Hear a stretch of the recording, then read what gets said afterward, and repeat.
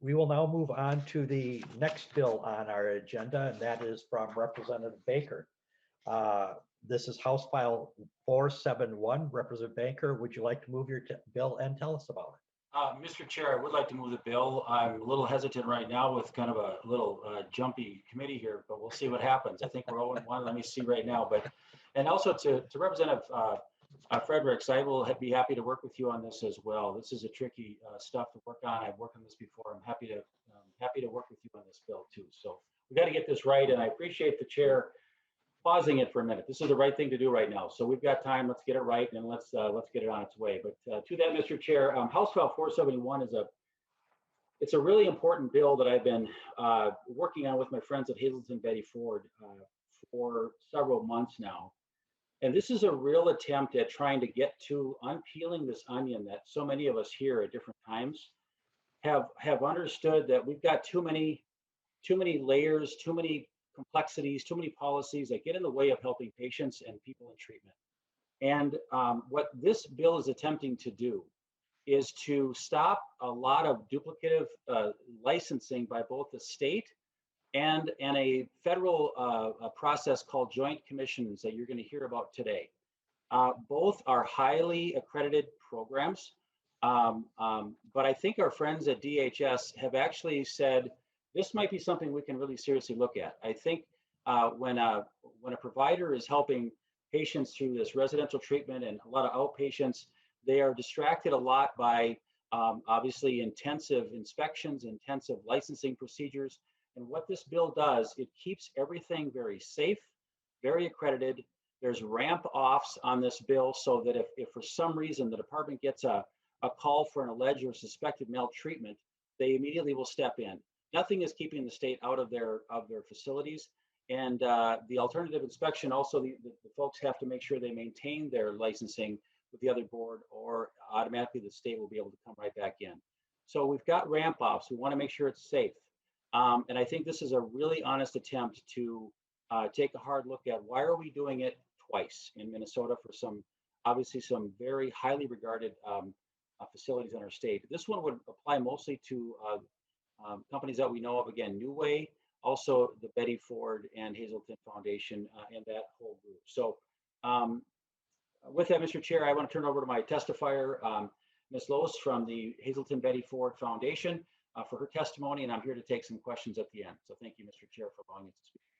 Thank you, Representative Baker. Thank you for moving your bill, House File 471, before us. And then we'll go to Ms. Loos to identify herself and who she's with and to start her testimony, please. Go ahead, ma'am. Thank you, Mr. Chair, and thank you all to the members for your time today, and to Representative Baker for authoring this important and innovative piece of legislation.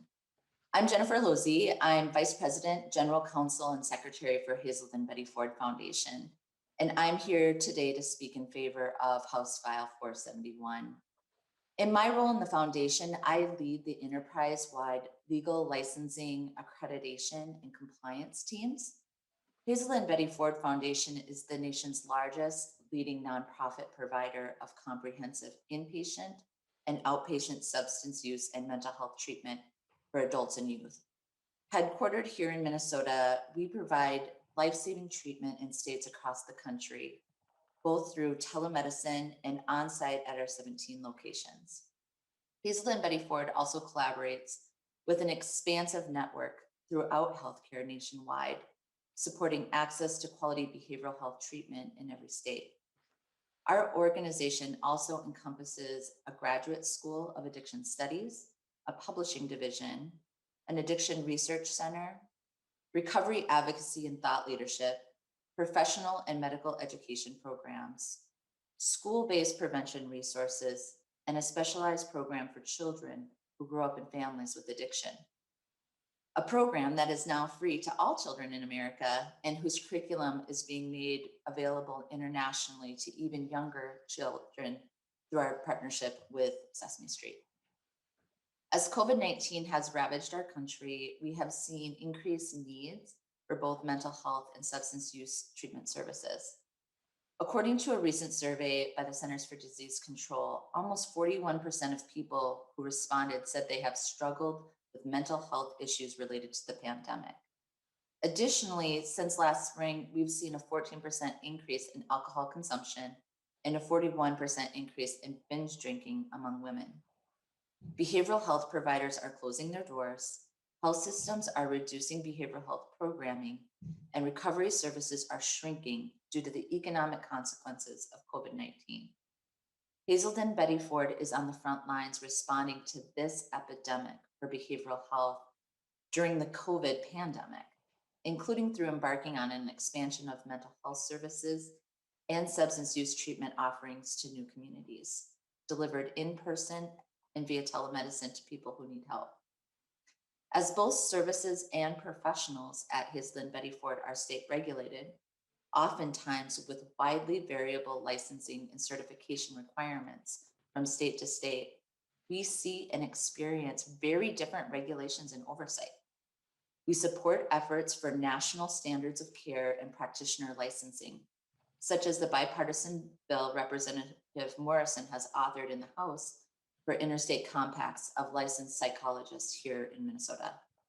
We also support efforts to improve quality through regulatory deeming for nationally accredited organizations, including the Joint Commission found in HF471. We are also very pleased that New Way, another large SUD provider in Minnesota, is supportive of this legislation. We understand that DHS has some questions about the bill, and we have committed to continue to work with them on the details of this legislation. As background on the Joint Commission, it accredits many types of behavioral health providers, including substance use treatment providers. These standards are written to establish very robust expectations that focus on safety and quality of service, while leaving many of the specific operational details up to the discretion of each provider, so long as the overarching stringent standards are met. The Joint Commission always defers to and supports state-specific requirements and expects accredited providers to follow all applicable state, local laws, regulations, and standards. As an accredited provider, we are held to a much more extensive and robust process than state regulations in many areas, including safety, environment of care, medication management, and quality performance improvement. And our experience across states is that many state legislatures agree and have put in place some form of full or partial deeming status for nationally accredited organizations. This bill, consistent with other deemed licensing rules for Minnesota DHS providers, would offer providers like Hazelden Betty Ford the ability to drive outcomes through consistent and quality-based oversight of the Joint Commission and 245G without duplicating efforts and by eliminating administrative burdens.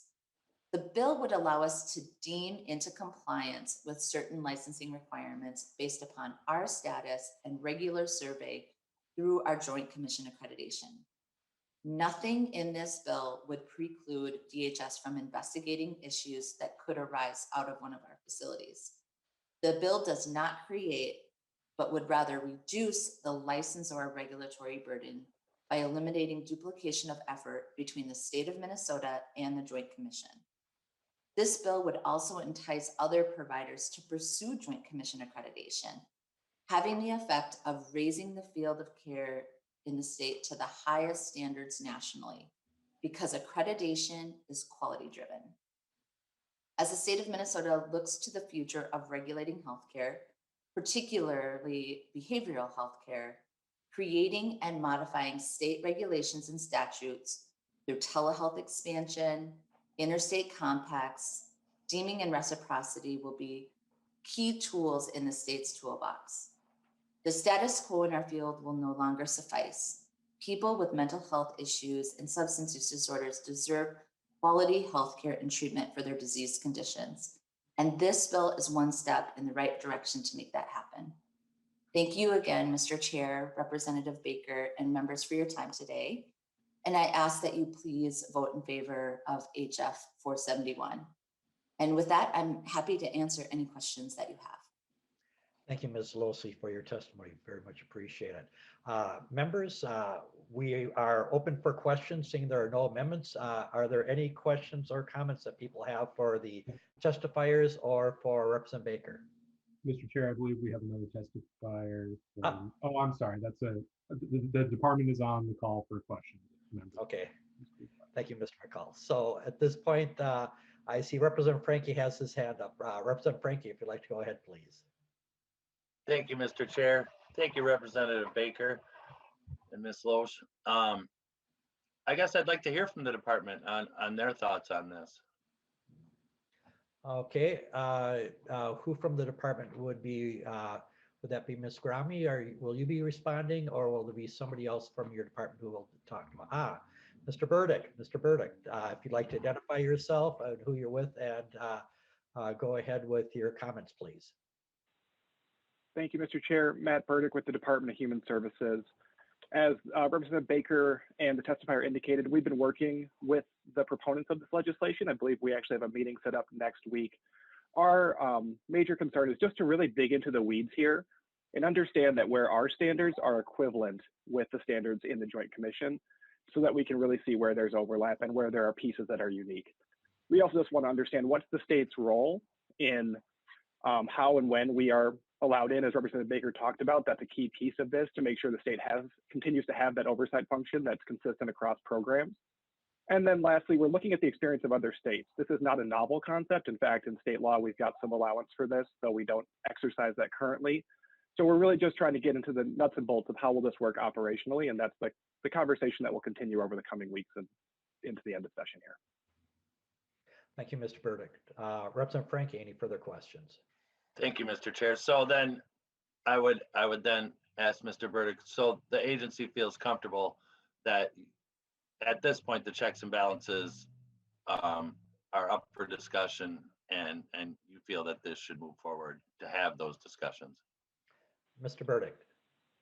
Mr. Chair and Representative Frankie, yes, we don't have any concern with the overall concept. As I said, the devil's in the details, as always, with something as complex as this. And so that's the work that's underway right now, to really sink our teeth in with the folks that are pushing for this, to understand where those checks and balances should be. And so that work will continue.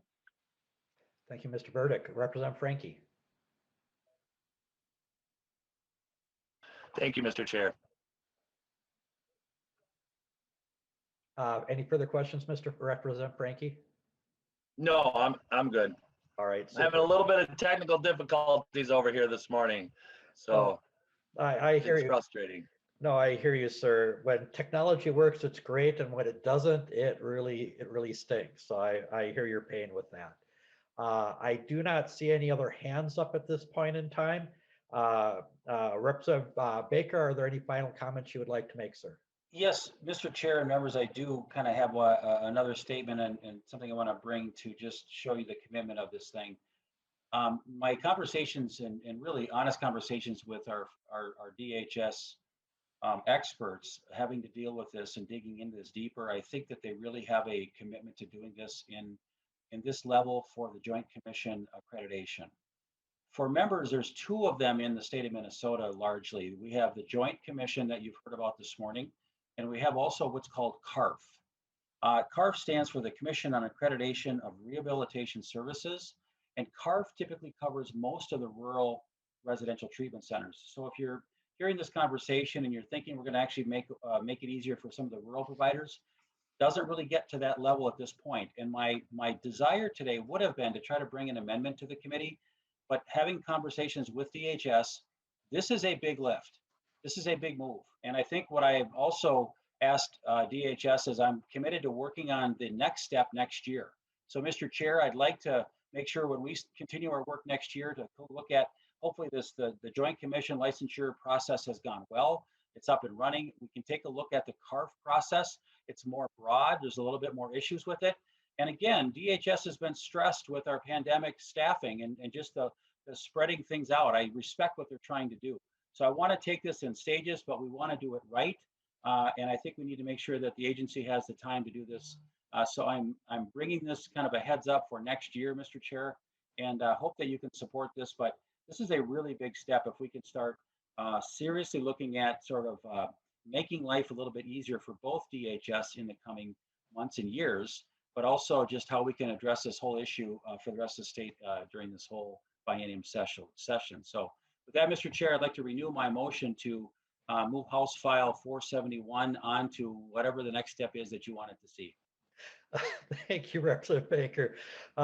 Representative Baker renews his motion that House File 471 be recommended for referral to the Human Services Finance and Policy Committee. Mr. Prost will take the roll. Fisher.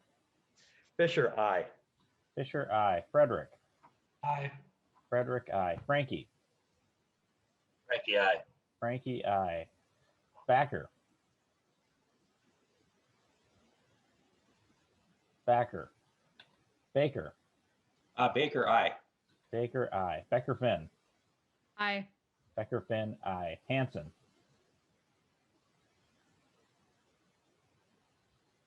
Hanson. Katiza Wattoon. Aye. Katiza Wattoon, aye. Lippert. Lippert, aye. Lippert, aye. Moeller. Aye. Moeller, aye. Pearson. I think you said aye. Pearson, aye. Thompson. Thompson, aye. Thompson, aye. Backer. Okay. Hanson. Hanson, aye. Hanson, aye. Mr. Chair, there are 11 ayes and 0 nays. There being 11 ayes and 0 nays, the motion prevails. House File 471 is recommended for referral to Human Services Finance and Policy Committee. Thank you, Representative Baker, for your hard work on this, and I appreciate your commitment to continue to work on the details on this for the next